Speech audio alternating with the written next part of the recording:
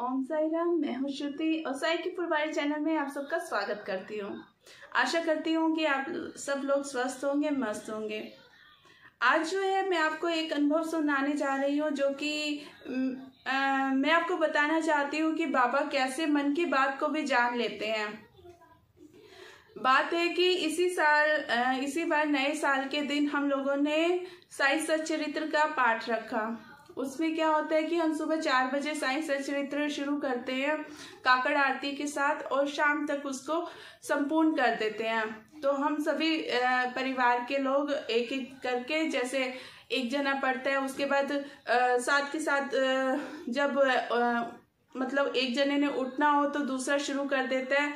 तो इस तरह से चक्रीय पाठ इसे बोला जाता है।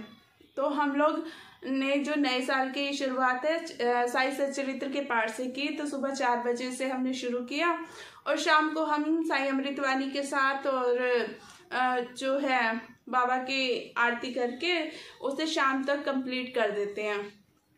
तो उसके लिए मैंने अपने हस्बैंड को बोला कि सुबह के लिए आप प्रसाद ले आना काकड़ आरती के लिए। तो उन्होंने बोला कि क्या प्रसाद लेकर आना है। तो मैंने उन्हें कहा कि लड्डू ले आना। तो इन्होंने कहा ठीक है, मैं ले आऊँगा। तो क्या हुआ कि इनको मैंने फ़ोन किया और बोल दिया और फ़ोन रख दिया मैंने। उसके बाद पता नहीं क्या मेरे मन में आया कि नहीं, लड्डू नहीं कहने थे, मुझे पेड़े कहने थे कि पेड़े लेते आना काकड़ आरती के लिए। और लेकिन मैंने फिर भी इन्हें दोबारा फ़ोन नहीं किया कि आप लड्डू की जगह पेड़े ले आना। और फिर क्या होता है कि शाम को ये घर आते हैं। इन्होंने दोबारा मुझे फ़ोन भी नहीं किया किसी भी, क्या बस एक बार जो मैंने बोल दिया कि हाँ ये चीज़ ले आना, तो इन्हें कहा ठीक है मैं ले आऊँगा। शाम को जब ये सारा सामान लेकर आए, पूजा का फूल वगैरह और जो सब सामान था, नारियल था और मिठाई जो भी मैंने मंगाई थी ले आए। और जब मैंने शाम को मैंने उसे ऐसे का ऐसे रख दिया, खोल के भी नहीं देखा। और जो सुबह 4 बजे हम काकड़ आरती करने लगे और मैंने सब सामान लगाया और उसके बाद मैंने जैसे ही प्रसाद के लिए वो डब्बा खोला तो उसमें पेड़े थे। तो मुझे देख के इतनी खुशी हुई कि मैंने तो मन में ये सोचा था कि पेड़े लेकर आना। और ये कैसा चमत्कार हुआ कि जैसे कि जो आमतौर पे होता है कि जो चीज़ हम जेंट्स लोग को बोल देते हैं वो उतनी ही करते हैं और वही चीज़ लेकर आते हैं। ये नहीं कि हमने ये कहा है कि वो अलग लेकर आ जाए। और ये भी ऐसे ही करते हैं कि जो चीज़ बोलती हूँ वही आती है।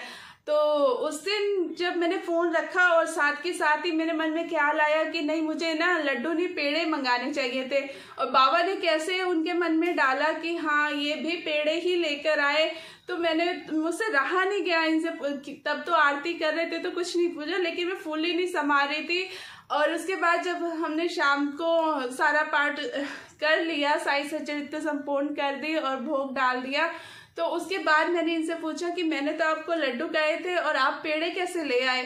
तो फिर इन्होंने कहा बस मेरे मन में आ गया कि पेड़े लेकर चल, तो मैं पेड़े ले आया। तो मैंने इन्हें बताया कि जैसे ही मैंने फ़ोन काट दिया था तो मैंने आपको दोबारा फ़ोन नहीं किया, लेकिन तभी मेरे मन में आया था कि मुझे लड्डू नहीं पेड़े मंगाने चाहिए थे। तो ऐसे ही बाबा मन की बात जान लेते हैं कि एक ही बाबा ने कैसे चमत्कार किया कि और मेरी इच्छा को पूर्ण कर दिया। और ये देखकर जैसे जो वो खुशी में जो फील कर रही थी वो मैं आपको शब्दों में बयान नहीं कर सकती कि हाँ मुझे उस टाइम कैसा फील हो रहा था और मुझे कितना अच्छा लग रहा था, कितना सुकून।